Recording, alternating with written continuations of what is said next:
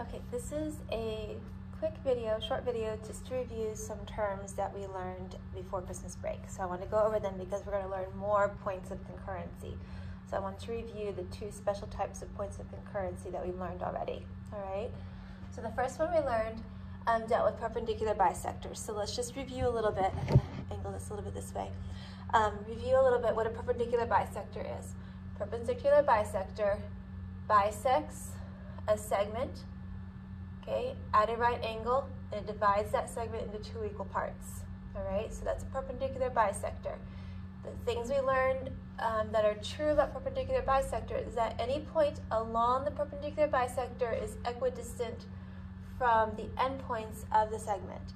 So if a segment has a perpendicular bisector, any point along that perpendicular bisector is going to be equidistant from the endpoints of that segment. That's one of your theorems. I think it's theorem 5.5.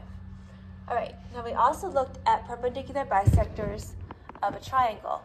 Okay, so perpendicular bisectors of a triangle, they are, again, rays or lines that intersect a side of a triangle at a right angle and divide that side into two equal parts. So here's one perpendicular bisector of this side.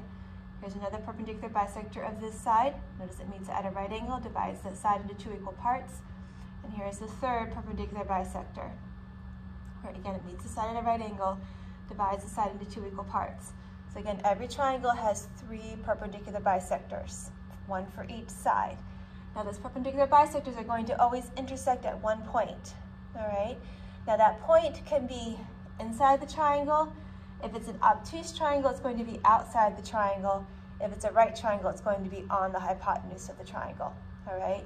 So remember, that point of concurrency can be in three different places for perpendicular bisectors, depending on the type of triangle you have. An acute triangle, it's inside.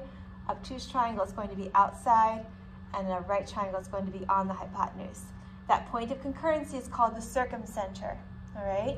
So the circumcenter of a triangle is the point of concurrency for the perpendicular bisectors of a triangle. That's the circumcenter. It's the point of concurrency, the point where all three perpendicular bisectors meet, okay? Now, the other one we learned, and there's glare. Let me see if I can move this over so there isn't quite the glare. There. Hopefully you can see that. Okay. So angle bisectors. We learned about angle bisectors. It's a ray, line, segment that divides an angle into two equal angles. All right? That's an angle bisectors. Now we learned some properties of an angle bisector. That means, and that was that any point along the angle bisector is equidistant from the sides of that angle. And that distance has to be at a right angle from the sides of that angle. Okay, so triangles have angle bisectors. They have three, just like they have three perpendicular bisectors. Triangles can also have three angle bisectors.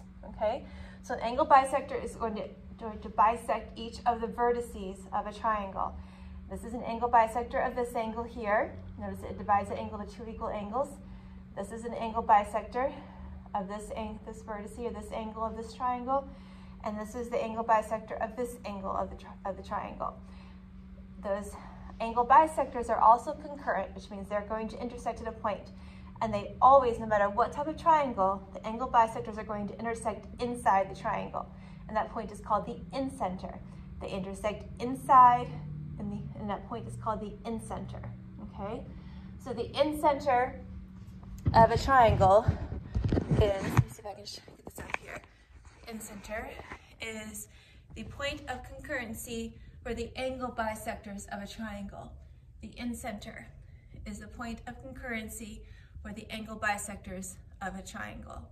So we need to keep that straight between incenter and circumcenter. Incenter deals with angle bisectors of a triangle. And then, let's see if I can get this one here. The circumcenter is the point of concurrency for the perpendicular bisectors of a triangle.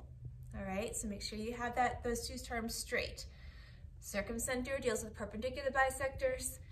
Incenter is the point of concurrency for angle bisectors. All right, because we're going to learn a couple more points of concurrency. All right, hope that just refreshes your brain on those. The next video will deal with our new information for today.